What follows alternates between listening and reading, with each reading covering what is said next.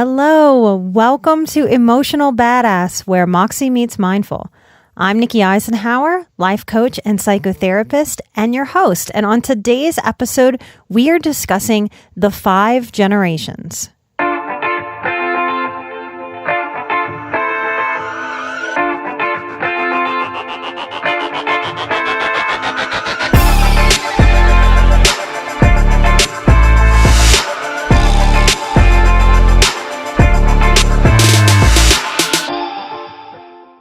Many years ago, at a counseling conference, I listened to a speaker discuss the 5 generations, and I was fascinated, and I thought I would bring some of that information to you to better understand yourself, your family dynamics, and what it means when we're talking about healing, self-compassion, compassion for others. All of these dynamics play in. Currently, on the planet, there are 5 generations making up our society. Now, I'm pulling information from the Center for Generational Kinetics. They have a lot of really cool information if you want to check them out, because these aren't just ideas. There are studies that go into figuring out the characteristics of each generation, because there's really rich knowledge there for us. Those people who are born before 1945, we call them traditionalists or the silent generation. Next is baby boomers. We all hear that term a lot. These are the people that are born between 1946 and 1964. Generation X.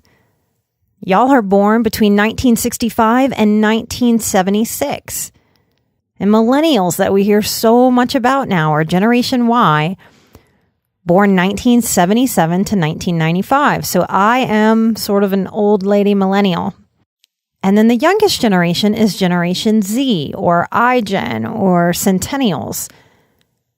And they're born after 1996.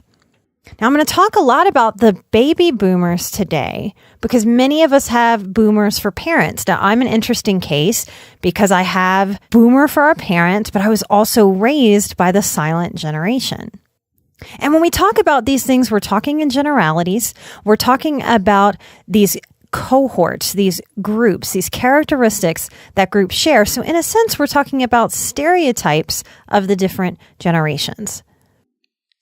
And what influences these groups of people, these groups of time, and these groups of places, because we can see differences throughout the generations and in different places around the world. But we have some similarities. So when we're talking about boomers, we're talking about the post-war babies. And boomers experienced the civil rights movement. Martin Luther King Jr. and Rosa Parks and JFK being elected and then assassinated. They saw the race to the moon and space. They saw the movement of free love and Woodstock.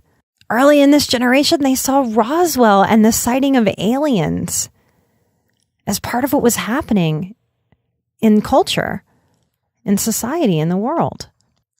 1951 was the first coast-to-coast phone call, and that service being made available. So the world was just starting to open up, just starting to see more of each other, in a sense.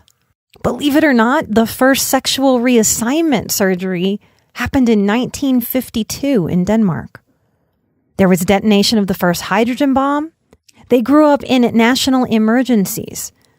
I remember stories from people of this generation talking about going to school, and you know how we have the shooting drills and what to do if there's an active shooter, and how horrified we are that children are going through that, but also we feel that they need to go through that for safety. This earlier generation would practice shielding themselves under desks from a hydrogen bomb. Imagine the emotional impact of that. It seems really dark to talk about all the shooting stuff today, and that's its own problem that I'm not getting into on this show. But think about the difference there. We're talking about the threat of one person may come in and do a bad thing. Think about the psychological weight of being in a math class and having a drill that bombs could come out of the sky at any time. So we can sort of understand maybe why certain generations or certain people process some of these things that happened in a way that maybe encouraged them to be sort of disconnected, sort of in denial about emotions. I talk a lot about emotional ignorance. That may be a product of denial, not having enough tools to deal with things. 1959, the Barbie doll was created. There was the experience of the Beatles and Elvis, an American Bandstand with Dick Clark. All those old videos that we see of masses and masses and masses of people losing their minds over musicians. In 1962, thalidomide was banned in the Netherlands. That is a drug that gave severe side effects to babies, even if the mother just took one pill. The first Walmart and the first Kmart opened in 1962. It was the first time people had resisted war, had resisted the draft. They experienced Vietnam. And in 1964, it was the first time smoking was connected to lung cancer. So there was a lot of life going on for the baby boomers generation. And these baby boomers, they're retiring now. Or they're staying in the workforce longer than they expected because of the cost of things. Baby boomers really loved raising their families in large homes with closed floor plans. There's even a current issue in the housing market about millennials not wanting to buy these sort of big, extravagant baby boomer homes. The next generation was Generation X. These are people born between 65 and 76. And in a lot of ways, we don't know so much about this generation. We kind of think of this generation as the middle child generation that sort of gets lost in the mix between the influence of the baby boomers and the millennials. We think of Generation Xers as sort of latchkey kids. They were sort of neglected and ignored as a parenting style. Their parents didn't pay that much attention in general, but when we compare to how much attention children get now from parents as a sort of cultural movement, yes, in comparison, they were neglected and ignored. They would get told, go outside and play, and they would just come back 8, 10, 12 hours later. That's considered child neglect today. This generation saw Desert Storm, the war, and they were the first generation to truly experience divorce as a disruption of life, of family. When I speak to people who had parents who divorced through the 60s, through the 70s, often what happened was the father just kind of went MIA, not all the time, and they moved on. So we have a lot of attachment wounding from some of these generational experiences. Now, millennials. Now, talking about millennials is really big right now. It's a hot topic because millennials have entered the workforce and they are throwing these older generations who had different values for a loop. Millennials saw 9/11 during their development at a very impressionable age. So their whole lives, their consciousness has never not had a war on terrorism. When we study millennials, what we see is that there really are two distinct cohorts. There's one group of millennials that is it's reaching traditional markers of adulthood. They might be doing it just a couple years later than older generations, but they're launching themselves. They're mindful about building some wealth and accumulating it and being smart and mindful with their money.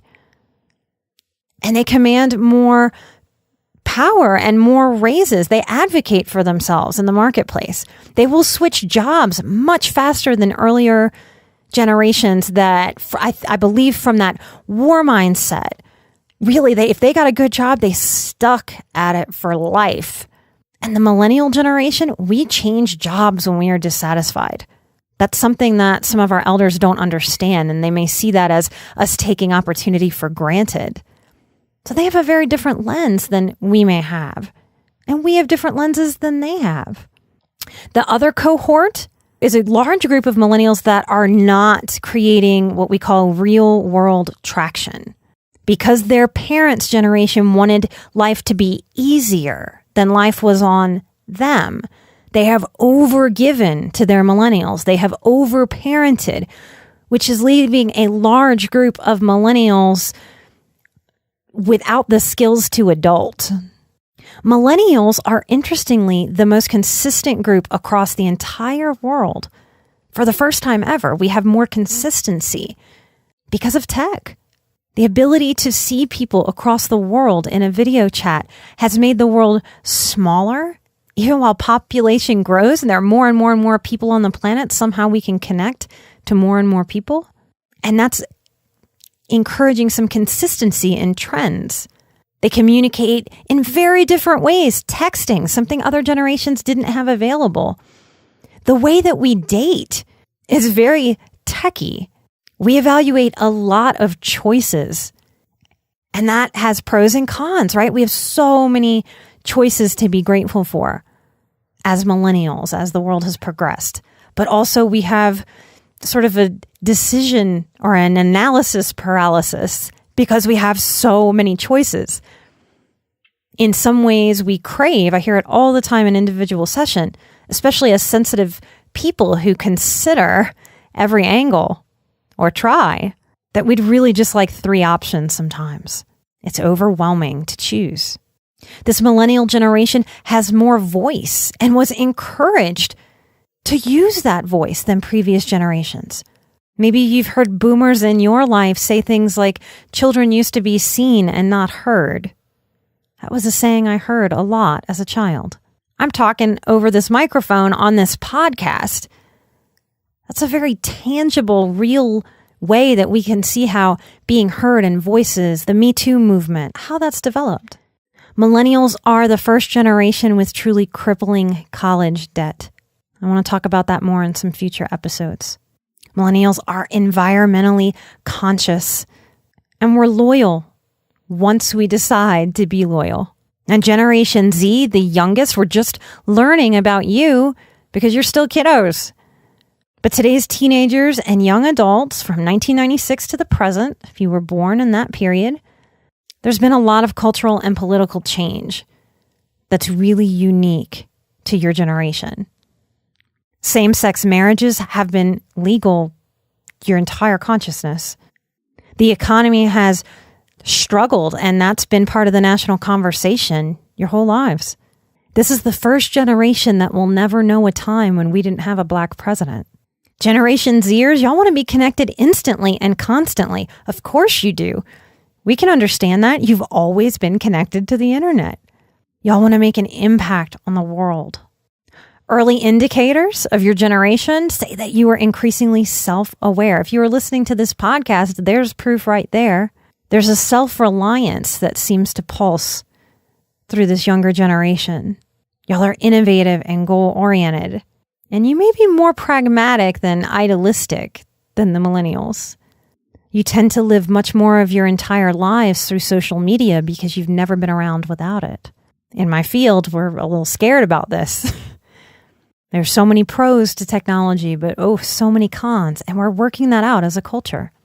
And we're working it out in generationally very different ways.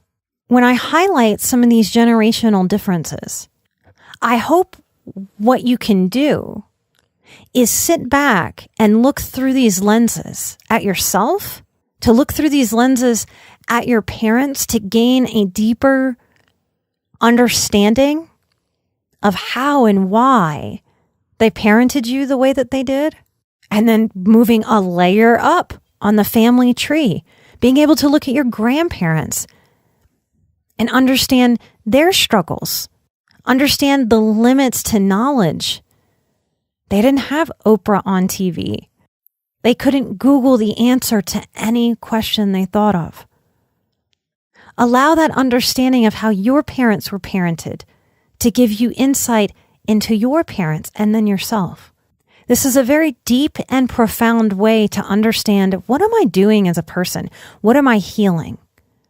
Everyone who can hear my voice right now, we have a huge opportunity to break the dysfunctional cycles of our families on our family tree once and for all. If we allow ourselves to see the holes, what hasn't been attended to, what wasn't encouraged. Maybe earlier generations didn't have a voice. They didn't know how to be in their bodies. I know as a sensitive person, it probably would have made me dissociate to think about a hydrogen bomb possibly coming at me, just going to school. I had to work really hard to unlearn being a workaholic because so many baby boomers developed as workaholics. They learned to get their self-worth from working, and really warping the values of hard work into obsession and justifying that. It's part of why they have such a hard time watching younger generations make choices. I don't think that generation knew that it was okay to make choices. That's what comes out of years of war and not having enough available self-development knowledge. We can look back through the 50s and 60s and see through movies and TV the relationships we had, the very dysfunctional, mindless relationships we had as a society to alcohol and to cigarettes. So there was a certain encouraging of mindlessness in some areas. When we let ourselves see such things, it can really inform where we can be more mindful and where we fill in those blanks for ourselves and understand more of what we've soaked up as highly sensitive people so that we can wring out the stuff that we don't want to bring forward, and we can soak up the good stuff that heals, fills us up, helps us feel whole, successful, and fully in everything that it means to be a healthy, happy, grounded, empathic adult. I hope this episode gave you something that you needed. I hope it connected some kind of dot. I know it helps me be more compassionate. I think my younger self was angry a lot of the time at why certain things happened in my family and why they couldn't deal with certain things. This information has helped me soften. And when we soften, it doesn't mean we give allowance to what was bad or awful or neglectful or abusive. It means we soften for ourselves, for our own bodies, for our own hearts. It means we understand on a deep, compassionate level how hard it is to figure out things in life. And we hold some space for how different life was for the generations before us and how they were truly doing the best that they could as a tribe.